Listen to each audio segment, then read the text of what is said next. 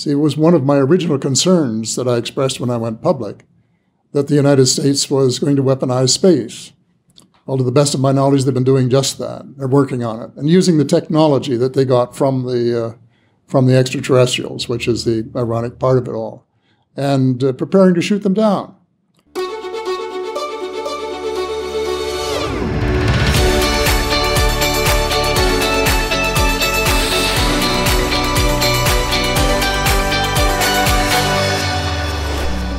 Welcome to Exo Magazine TV, the magazine for free thinkers. 17 years ago, my friend Frederik Uldal from Exopolitics Denmark invited me to join him at an important conference in the United States. And there we had the opportunity to interview former Canadian Defense Minister Paul Hellyer. It's a conversation I've never published before. First of all, because I had no idea how to operate a camera at the time, so the sound was horrible and the video was blurry. And second, what we discussed back then seemed too radical for the German audience, where there is still debate about whether or not UFOs even exist. But recently, I listened to the whole thing again and I decided to use AI to restore the video so that I could show it to you. Because looking at it from a present-day perspective, Hellyer was way ahead of his time back then, and he addressed many issues which are now being officially discussed in 2025. So this interview with Paul Hellyer is a document of contemporary history. It shows that even back then, informed circles were aware that the US was conducting a secret program to reverse engineer UFO technology without congressional oversight, and that the public should at least be told that we are not alone. So here's the interview that Freddie and I recorded at the X conference in Washington, D.C. in April 2008. Okay, sir, it is a real pleasure to have you here. Thank you for giving us this interview. Thank you very much. Not at all, it's a pleasure. You stepped forward in 2005 at the Exopolitics conference in Toronto. And you said UFOs are as real as the planes that fly over your head. That's correct, and I still believe that. What made you say something like this? Well, I had read Colonel Corso's book, and it was so compelling. I once or twice asked myself, is this fiction? Like I had read a book the previous year, The Life of Pi, which was a bestseller, and you didn't know until you got to the very last page or two whether it was fiction or not. But this, I recognized the names, the places, the dates, and really was convinced. But that was not the deciding factor, because I would not make a decision of such importance on the basis of a single book. So it happened that my nephew had been at the same place that I was, and he was very skeptical. A couple of days later, he phoned and said that he had been talking to his friend, the retired United States Air Force general, about the book, and he had been assured that every word was true and more. And now he wanted to, rather than being skeptical, he wanted to get a copy of the book as soon as possible, and where could he get it? So all of a sudden I said, well, it's got to be authentic. It is authentic. And there's some policy implications that are really very important to the world, and somebody's got to talk about them. So I decided to go public, but not before phoning the general myself and talking to him. And he reassured me. He said every word is true and more. He started out that way. But then he spent the next 20 minutes telling me talking about the and more, which included the fact that there had been face-to-face confrontations between United States officials and visitors from other planets. So that for me was the assurance I needed to go public and to state categorically what I believed.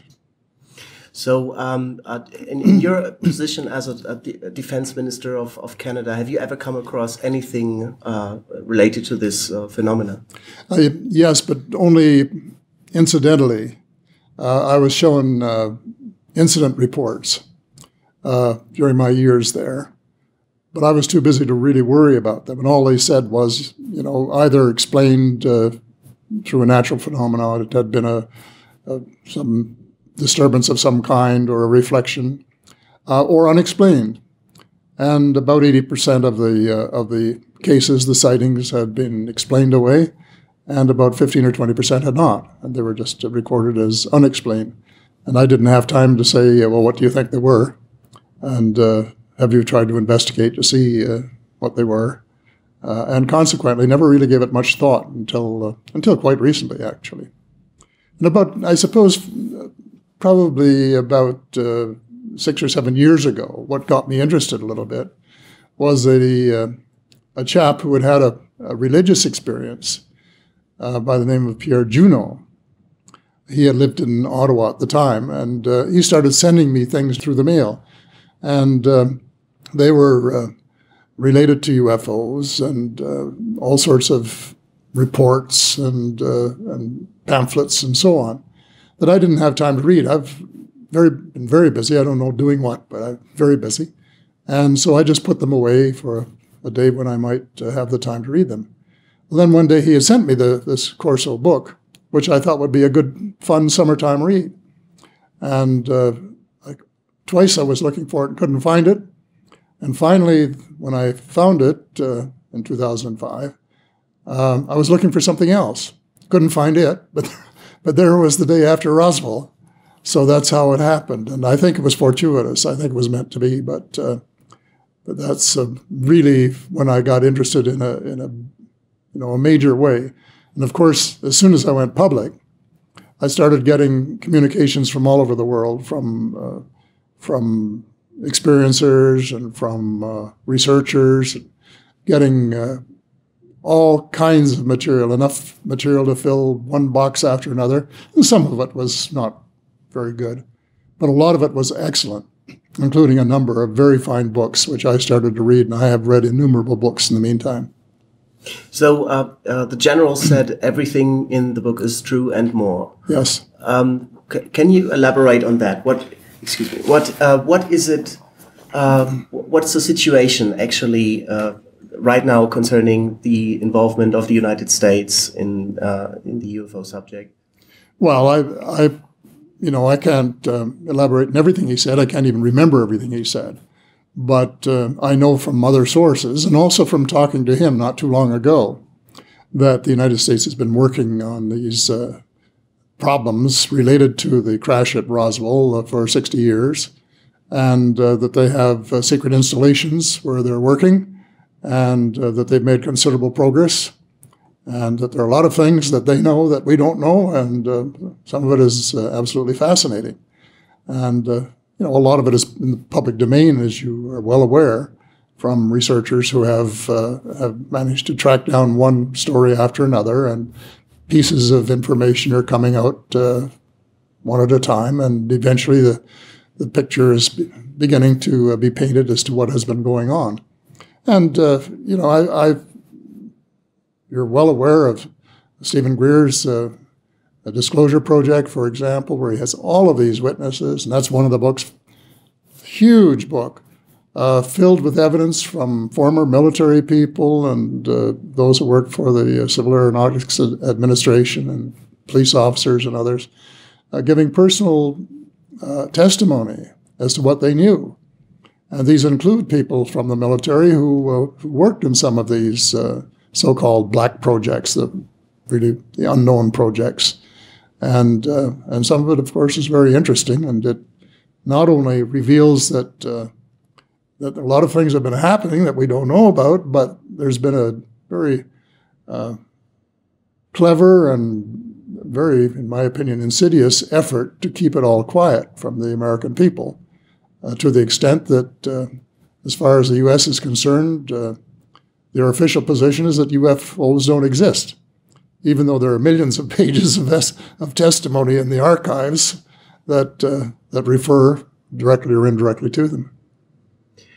Me being European, I can imagine, I was always imagining that Canada and the United States are working closely together in issues like this when it comes to defense of their continent, and you said during your time as a defense minister, you never came across any material. Is that correct? From outside the country, no, nothing, absolutely nothing. And of course, sure, there was collaboration in NORAD, One of the people that came to see me after I went public was an Air Force officer, former Air Force officer, who had been a prisoner of war in Europe and seen the Foo fighters over there, and also a huge flying saucer of some kind one day that flew overhead. And he was stationed at the west coast of Canada and was given authority to send up fighters to chase a UFO, unsuccessfully, of course. So this was part of the package of being in NORAD. But as far as any collaboration on the experimental side or the development side, there was none that I know of. I doubt very much that there has been any. Now there's this Canadian radio engineer, Wilbert Smith. I'm sure you have heard his name, and he has written this top secret memo stating that the U.S. government is hiding the subject and it's real, and they're trying to back engineer it. That was well before your time as a defense minister. For me, it's just difficult to imagine that a defense minister would not be aware of such a document of what's going on. Yeah, it wasn't that far before my time. Actually, I was a parliamentary assistant in defense. I wasn't minister. I was a temporary had the ministerial rank very briefly in 1957, then became minister in 1963. And also, interestingly enough, he worked in the Department of Transport, which is the department that I went to after I left defense. So my predecessor, the Honorable Jack Pickersgill, left me his personal files, and I was showing Grant Cameron this morning one of the files where Pickersgill had answered a query from a member of Parliament from Western Canada concerning Wilbert Smith's work. And of course, he got the usual runaround that this had been a private concern, and that he had just been loaned some facilities of the department that he used in his spare time, and this sort of thing. It was the kind of official nonsense that you get, and I understand it well from having written some over my period in government, and you know how to interpret what the words really mean. But also, I've since, of course, read things that Smith has said about his contact with extraterrestrials and what they told him, and the wonderful world that is possible if we would just, if we wanted it and made it happen. And I don't know all of the details, but I do know that he asked them about things like crashes that had occurred, and they explained how this had been due to, well, what they called the stupidity of our pilots, getting too close to them, and how fields were created from the anti-gravity, and they got too close to a combined field which would have an effect on the metal in the plane, which was not designed for that sort of thing. And Smith subsequently asked them if there was some way of detecting these areas so that we could avoid them. And they gave him the answer and told him how to make a machine that, in fact, he made, and they did indicate where the fields were. As far as I know, though, it was never put into any practical use. Is it correct to say that the Canadian government had a secret UFO project? It is, yes, they did. And they didn't, it was called Project Magnet, as you know. And for 4 years it operated in the open. But then, as Smith himself says in a speech that he made in Western Canada, there was so much press attention that they went underground. And this sort of gives you an indication of what happened in the United States, too. They were just getting too much attention, so they went underground. The difference is they've stayed underground for 60 years. And that's too long to stay underground. It's time they came up and we had a look at them. Now, what about Canada? Any recent developments on this? Absolutely nothing. We have a couple of chaps, as you know, Mike Bird and Victor Vigianis, who are working vigilantly to try and get the Canadian Parliament interested. They tried some months ago to get the Senate Senate Committee on Security and National Defense to hold hearings. And actually, they sent me to see the head of the committee, which I did because he had worked for me years ago. And he finally said, Paul, it's too big. He said, we need We need icebreakers, and we need all sorts of other things that we have to turn our attention to. We just can't get involved in something that that is so big. So it really went nowhere at the time.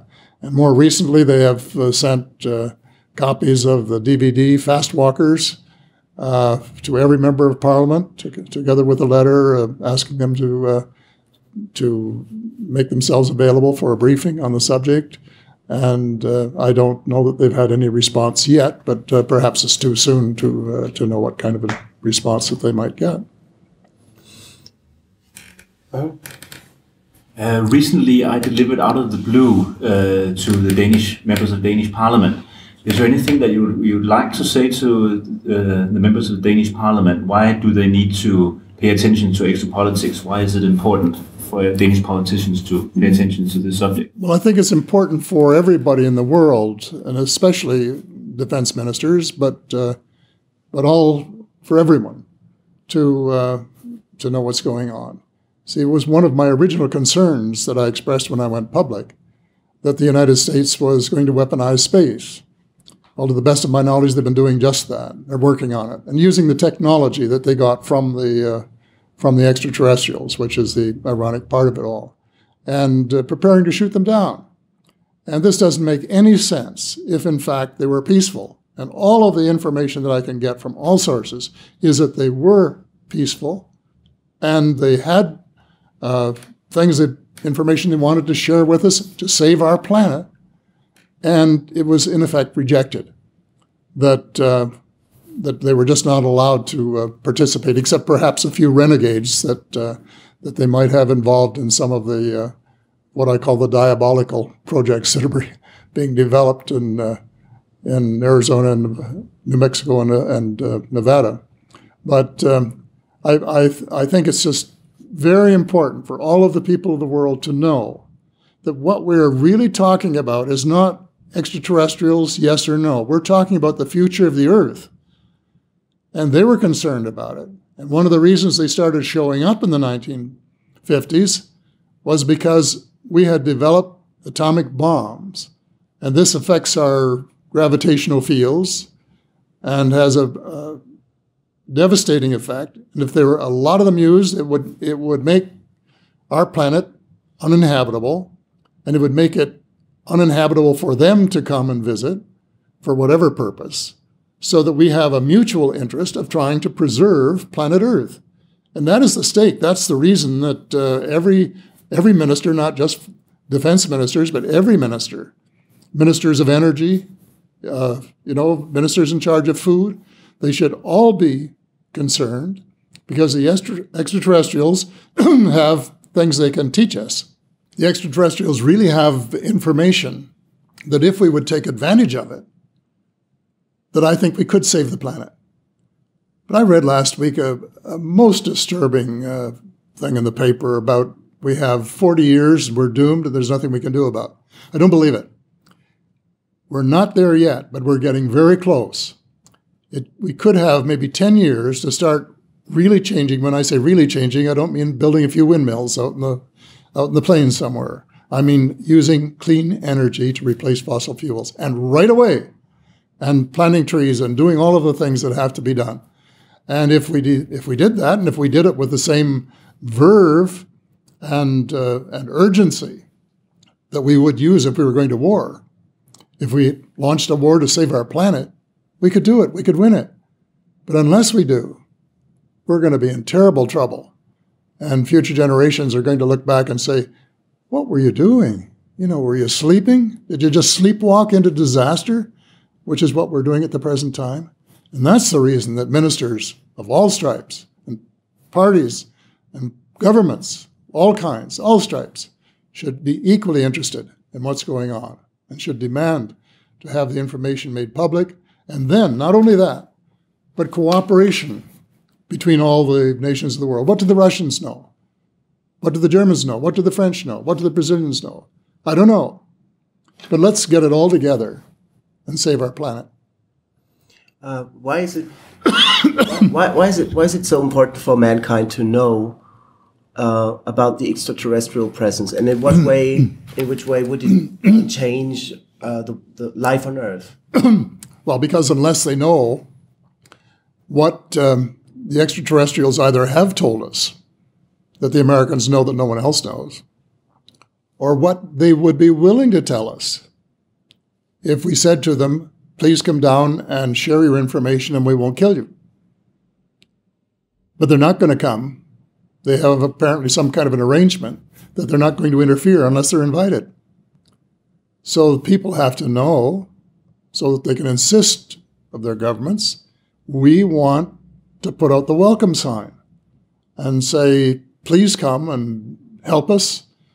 Tell us what we need to know about energy to save our planet. Give us some guidance and better methods of medical procedures and so on. But they will not come, and especially now after what's been going on the last few years. They will not come unless they have the welcome mat put out. And so that's the reason the people of the world have to exert pressures on their politicians, who allegedly have some authority and power, but in some cases don't seem to have very much, and demand some action. Do you think it is really in the hands of the politicians, or is it maybe in the hands of other people who kind of control politicians? Well, in the United States, the main source of information is beyond the government, and I'm sure of this. I'm sure that the Secretaries of Defense in the United States do not know what all of the black projects are. I'm sure that the President doesn't know. President Clinton tried to find out. He couldn't.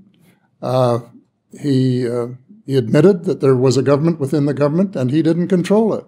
Now, this is, excuse me, here's the Commander-in-Chief of the United States of America, who presumably has his finger on the nuclear trigger, and he doesn't know what his subordinates are doing. Now, that's not democracy, and it's not right. And it's going to take a tremendous wrench to get the information out, because there are allegations that a lot of it is controlled by private interests within government, that this cabal has dual loyalties, both inside government and out. But there is always a way. And, if the Congress, for example, really wanted to get the information, all we would have to do is say, no more money until you come clean. We'll pay your salaries and enough money to get you to and from your work, but nothing else until you start coming clean and giving us the information. It needs something of that order of magnitude. And until somebody really is willing to do it, nothing is going to happen. But that is possible. The Congress could do it. And if they smarten up and accept their legal responsibilities to know what is happening to the money that they're voting, then it wouldn't be long before we would have full disclosure. And that is what I hope will happen at some stage. What do you think is going to happen when full disclosure takes place? Can you imagine it happening in this system? And I'm referring to the economic system. Well, of course. Disruption, yes, but there's been disruption before. And there are lots of things that can be done. My primary interest is monetary theory. So you have to change the monetary system so we don't have the banks collapsing the system every few years as they do now. That's a different subject, but it's interestingly enough, it, along with the extraterrestrials, are the two subjects that a lot of the major news outlets won't touch. And they should investigate both, because both are critical.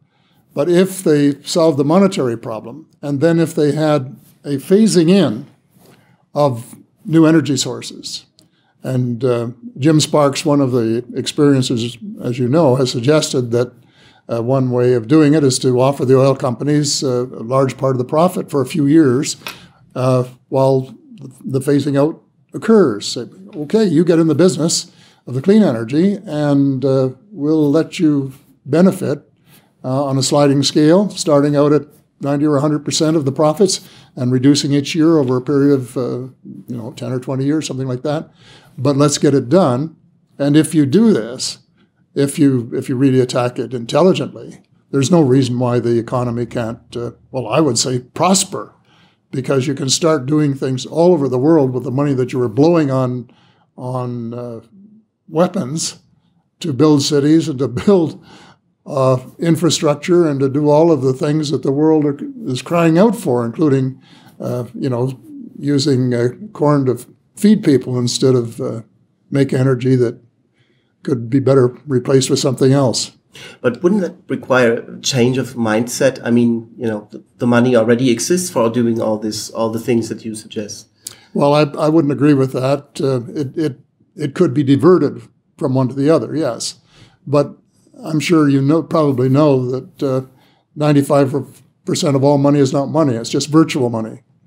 It's just credit, and it's like a balloon. You blow it up for about 5 or 10 years, gets bigger and bigger and bigger, and then somebody sticks a pin in it and it goes, which has been happening the last year or so. And you have to wait until a lot of people lose their jobs and their homes and their farms, and then you start all over again with the banks starting to create more virtual money. But the whole system is a deck of cards, and that has to be changed. And this is not a time for us to discuss the rudiments of monetary theory. Some other time maybe. But I have no fear that if they would spend, 0.1% of the energy, mental and other energy, to look at these problems, including that one, that it takes to get a man on the moon, they could solve them with no problem whatsoever. Thank you. That was so nice what you just said. The way you said it was really good.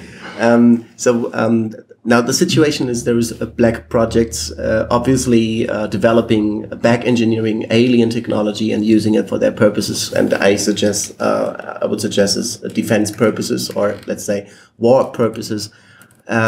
Those projects are beyond the control of the U.S. president. How do you think is Congress going to be able to get hold of to get control over these projects? I mean, only if they use the power that they've gotten. That's the power of the purse. Because trillions of dollars have been spent in these black projects. That's thousands of billions have been spent on the black projects without Congress knowing what they were being spent for. Now, that's dereliction of duty.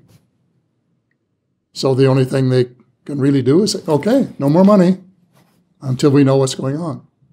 We want to have full information about every project, what it's intended for, peaceful purposes, war purposes, interplanetary travel. What are you doing out there? We want to know. Because we want to decide, we're the people's representatives. We would like to say whether it's in the interests of the people or not. If it's not in the interests of people, well, let's shift all of that huge resource from something that is potentially devastating to mankind, and perhaps not only to mankind, but other kinds, and use it for building a better world and for giving ordinary people a bit of a break. So they can do it, but you said it. It requires a change in mindset, and it means the end of sort of a lazy approach of, well, we're told that it's a matter of national security. I was going to say baloney, but I wouldn't want to use a word like that. But it's baloney, because I personally think it's just the opposite to national security. I think it's national insecurity. Because as long as you have this sort of necessity to have an enemy, and as Wernher von Braun told Carol Rosin, first the communists, and then the terrorists, and then the extraterrestrials. There's always got to be somebody there that will justify creating money in huge gobs to keep these industrial activities going and to keep the people getting fat from the taxpayers' money. And we were warned about by General Eisenhower, who apparently realized what was happening. But nobody paid any attention. We still haven't. We're still going along. Same old mindset. Happening, yes. What are we doing? Nothing. Why? Well, it's beyond our capabilities. And not true. It's just that we haven't given it a high enough priority. Now, given that disclosure would occur one day, what would be the policy? Let's say the policy issues of the extraterrestrial presence on Earth and in the universe, and our place in us being a species just one among other species in the universe. What would be the policy issues on a world politics level? Well, I don't know. I mean, I was talking to someone at noon today who was one of the most experienced diplomats I've ever had the pleasure of knowing and talking to. And he says, whatever the problems, at any level, there's only one way to solve them, and that's to sit down, not email them, sit down and talk to them face to face. So that's where we should start. Sorry, you wanted to ask a question? Yes, if you wouldn't mind, Mr. Hillier, I was just wondering, in all your discussions with insiders or people in the military, did they ever express to you what kind of races they have come across, if it's more than one? And the second question is, if you found out that one or more of the ETs had a more negative agenda, would that change your thoughts or your beliefs on disclosure? Let's say one by one. Yeah, I've never had this information from the military, but I've had it from other sources. Ed Mitchell was going to be the keynote speaker tonight, and I have discussed it. And we both believe there's somewhere between 2 and 12. We know of several. We know of the Nordic blondes. We know of the grays. We know of the tall grays, and so on. And so there are certainly more than one species. Quite probable that there's one species that's more troublesome than the others. So we have to ally ourselves with the good guys and say, not welcome to the bad guys. But this is what we have on Earth. The same thing. We can't always get along, and we try and work out our problems. And we should go with the people who are willing to work with us and make treaties with them or arrangements with them for our mutual benefit. And I would approach it the same way I would approach any other set of problems. So I don't think there's any, it doesn't give me any fear whatsoever. And I would certainly say, let's start by putting out the welcome mat, see what happens. And if we find that one species is obstreperous and not cooperative, I just say, well, if that's the case, we would like to be friends with everybody, but if you prefer not to be friends, why then we'll have to be friendly with those who are willing to cooperate in a constructive, positive way. And it, in my opinion, wouldn't be any different, basically, than to negotiate with another species from another planet than it would be to try and make the anti-ballistic missile treaty with the Russians or some other treaty here on Earth that one party might, for some reason of its own, decide to abrogate. So, but what if we come across civilizations that are so, that in their process of evolution are so much more developed than we are, both on a spiritual and technological level? I mean, well, we know that they are. I mean, that's a given. They're more advanced in most cases, anyway, both spiritually and technologically. And if they had wanted to take us over, they could have. They could destroy our infrastructure in hours. So this is really the answer to the people who say that they don't come in peace, because they could easily have wiped us out militarily, and probably were tempted at one stage or another, but they didn't do it. And I think this is the best guarantee that we have that they feel they have to leave us alone to, I guess, stew in our own juice is really the answer, to make our own mistakes. And if we wreck our planet, that's too bad. They won't like that because they'll have one less playground to visit when they want to go on a long tour. But better that we should save the planet and for our own benefit, theirs too, if they wish to come and see us from time to time. But the history of colonization shows that when a more developed civilization meets another civilization that is not as developed as that one, that the culture that is not as developed will vanish. It will just disappear from, or it will at least change completely, like in a very profound way. So, do you think I mean, I think I could imagine that this would happen here on Earth. Do you think there's any way we could overcome this fear? I think your fear is that you're basing that on on our behavior for the last few thousand years. We behave too much like animals. And if they are more evolved than we are, they're not going to act that way. So I think what we have to do is try and evolve spiritually in a way that will make us more like them and make us more willing to cooperate, first of all, with each other. And then after we've achieved a higher level, to play in their yards too. If you were still defense minister and I would come up to you and say, please make disclosure happen, would you do it? First of all, I would have nothing to disclose. So the answer is yes. It would be easy. But definitely yes. If the lives and welfare of the people of my country and the world were at stake, absolutely. Because I believe it's immoral not to. And the thing that really worries me about governments everywhere is that sometimes they take the easy way out rather than the moral way. How do you imagine the future of mankind living among ET races that are visiting us? How do you imagine it? I really haven't given it a lot of thought. I think it would be very interesting. I think that there could be some frightening aspects to it because we don't know what all of these people look like. And we do know that there's quite a variation in how they look, and some of them may be a bit grotesque by our standards, and we would have to adjust to that sort of thing. But I would face the problem when I knew what the problem was, and not just say, well, let's not do anything because we don't know where we're going. Have to move forward. We have to save this wonderful planet that we have been given. With its, it's just everywhere I go in the world. I go to Germany, I say, isn't it beautiful? I go to France, I say, isn't it beautiful? I go to Scandinavia, and I say, isn't it beautiful? I go to Western Canada, and I say, isn't it beautiful? I visit the United States, and I say, isn't it beautiful? Doesn't know where I go.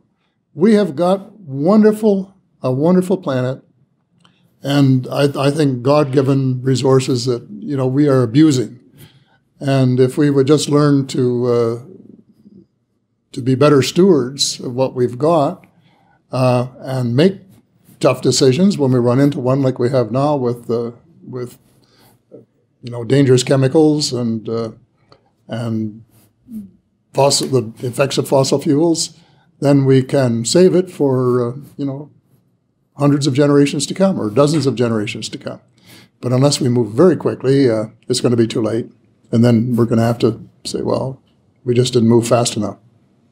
If you were to say, if you were to give a message, to spread a message to the politicians of the world that are in similar positions that you were in during your time as a defense minister, what would you tell them relating to that to the UFO subject? I would tell them they're real, and they have a message. Their message is that we are wrecking our planet, and that we have very little time to do something about it. And that the decision is ours. They're willing to help, but they will not intervene. So we have to take the decision to ask for their help and then to take advantage of it and do something before it's too late, because we're getting very, very close to the point of no return.